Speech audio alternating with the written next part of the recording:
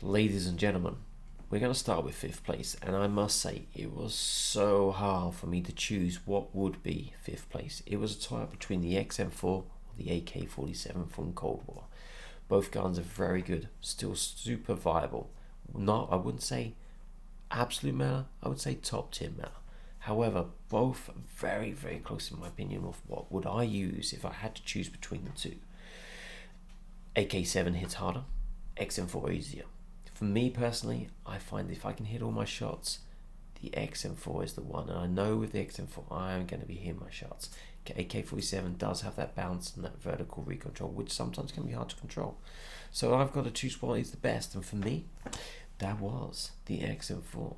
And for that, we need to check out the attachments right now to ensure that you guys can be rocking this for the best class setup that you can for the XM4 assault rifle from Cold War for Warzone.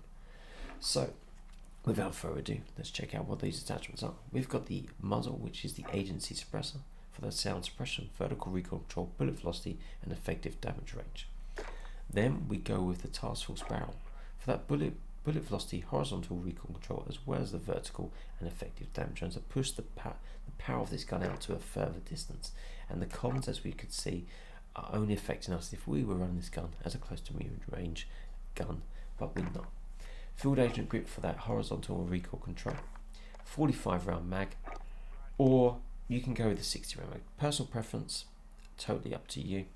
I tend to go with the 45 round mag. I find that's enough, and I'm not affected by the ADS and reload quickness.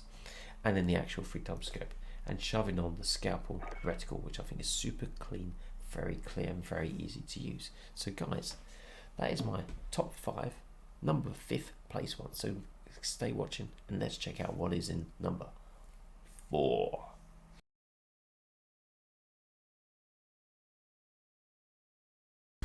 Sliding down into 4th place, my dear friends, we have the EM2 from Cold War. This gun is a freaking absolute belter.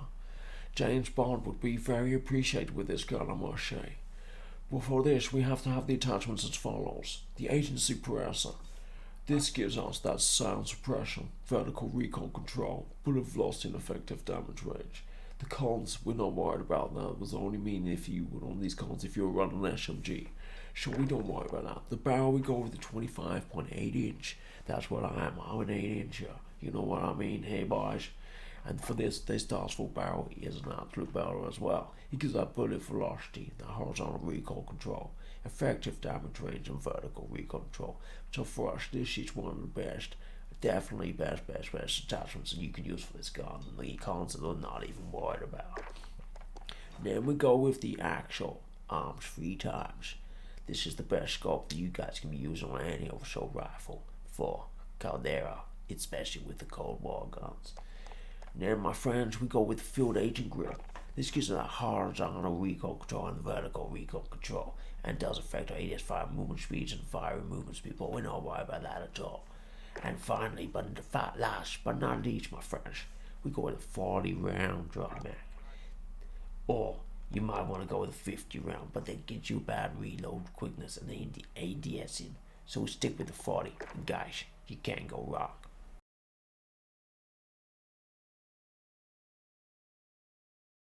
So, in 3rd place, we have the C58.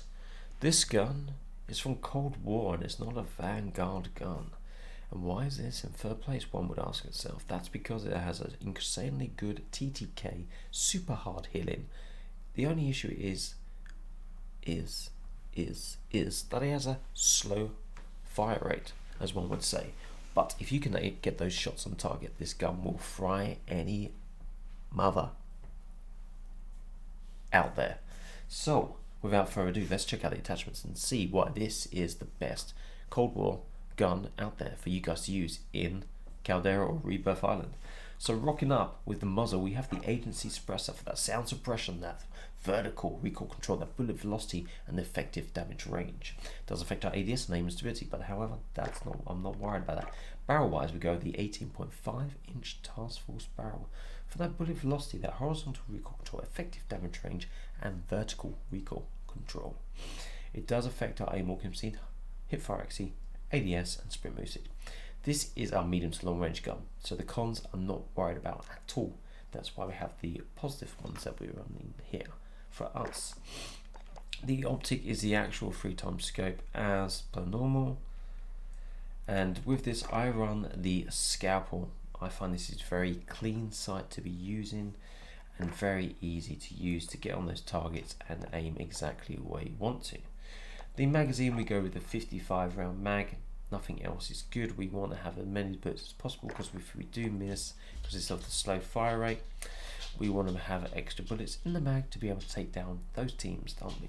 And then the rear grip for their airborne elastic wrap, which gives us that ADS, flinch resistant and aiming stability. Does affect ADS, fire movement speed, and speed to fire. But we're not running and gunning with this, so therefore the cons I'm not worried about. This for me is the best C58 class that you guys can be using in Caldera or Rebirth Island in mid-season right now. So go out and use it.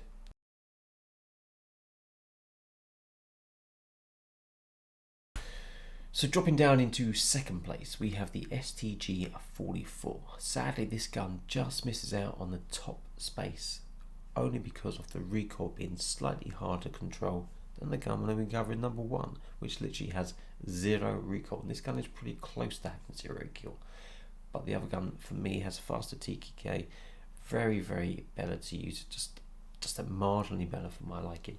And guys, you got to try and test it. If however you don't like it, then check out the STG-44. And for this we go with the MX Silence for that sound suppression, and accuracy does affect our ADS, but we're not worried about that too much because it's only minimally affecting us. Barrel wise, the VDD 760 MM05B, and that is for us, gives us that highly accurate and controllable, reduced scope sway and gun bob, and damage range. It does affect our sprint to fire, aim walking movement speed, and hip fire accuracy. However, those cons are mainly geared up if we're running a close to medium range gun like an SMG, or building this gun as a close to medium range gun. But because we're doing this for medium long range engagements, this means that the cons aren't really affecting us at all. Scope wise, we go with the PU scope 3 to 6 time, or however you can rock the G16 2.5. Both are very viable, very good options to use. Personal preference, but I will go with the 3 to 6. Stock wise, we go with the VDD 34S weighted. This gives us the accuracy, flinch resistance, recoil control, and aim stability. It does affect our movement speed and ADS, but this is not a runner gunner gun. This is a medium to long range slow engagement gun. So therefore, the pros for this, the far outweigh the cons. Some people might go with the VDD 27 precision to help with that ADS and a horizontal recoil control, but the pros that you're getting from the other one far outweigh what you get from the 27 as well. So I would stick with the 34S weighted. Perk wise, we go with Vital for that increased torso damage. That means we can fry those players a lot quicker. Perk 2, I'll go with Defender for the mounted movement and help use on that. Some people might go fully loaded, but we're going to be picking up ammo throughout the game. So do we really need to get our load and have fully loaded? No, because if we've got there, we might already be fully stocked. So I think it's a waste of a thing.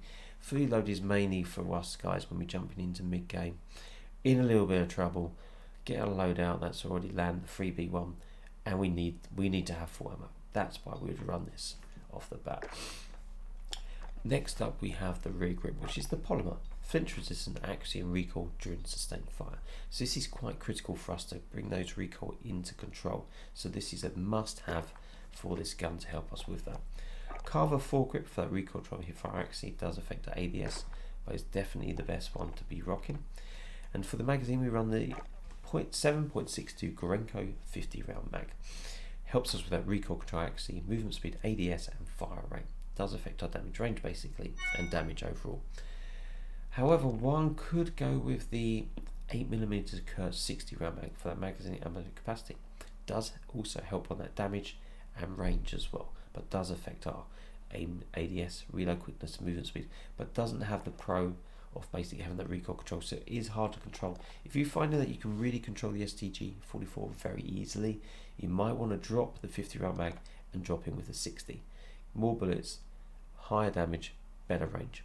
All personal preference, but I would flip between the two depending on how easy of use the gun is. For me personally, I cannot control the recoil on my controller with the 8mm Kurt 60, and I find that the 51 flies a lot better for me because I'm hitting all my shots on target. And ammo, Ignition, shall one say, as lengthened as a must for that bullet velocity. And that, guys, is the second best assault rifle loadout and best class setup that you guys can do for the STG-44, currently mid-season Warzone now.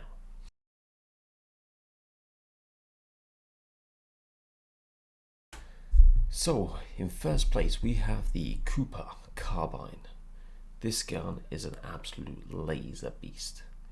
It is a point and spray machine with zero recoil. It's super easy to use. Anyone, once this is fully upgraded, can use this and abuse it. It is very, very good. Definitely one of the top tier meta ones. And for me in assault rifles, this is my favorite go-to assault rifle without a doubt. So for this is what we rock to make this gun the absolute best of its class. So for muzzle we run the MX Science for that sound suppression and that accuracy. It does affect our ADS slightly. Next up we have the 22-inch copper custom barrel, which that gives it a highly accurate and controllable reduced scope sway and gun bob and increases our fire rate. It does affect our sprint to fire, but we will not be sprint to firing with this gun or hip firing, so this is a plus, and the negatives I'm not even worried about. In terms of the scope, we go with the SVT-40 for that 3x to 6x scope. However, the other option is the G16 2.5x scope. However, I prefer the 3 to 6x on this gun. Stock wise, we go with the Cooper 45W for that recoil control when mounted, crouched or prone, which is fantastic, and the accuracy and recoil during sustained fire. That helps us once we constantly got our button triggered down. It means that recoil stays exactly where we want it to be, making this an absolute laser beam. We add on with the tight grist, that gives us accuracy and recoil during sustained fire once again, so another plus for that. Perk 2 Defender for that mounted movement speed.